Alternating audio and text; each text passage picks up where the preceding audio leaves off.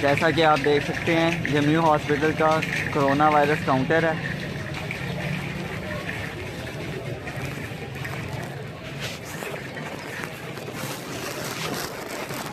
यहाँ पे कोई N95 मास्क अवेलेबल नहीं है डॉक्टरों के लिए। N95 तो दूर की बात, आम सर्जिकल मास्क जो है इवन वो भी अवेलेबल नहीं है डॉक्टर्स के लिए। कोई सेफ्टी गॉगल्स अवेलेबल नहीं है।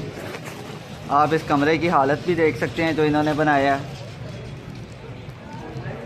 ये हालत है इस कमरे की। कोई सेफ्टी गॉगल्स, कोई ऐसा प्रोटेक्टिव किट नहीं डॉक्टरों को दिया गया।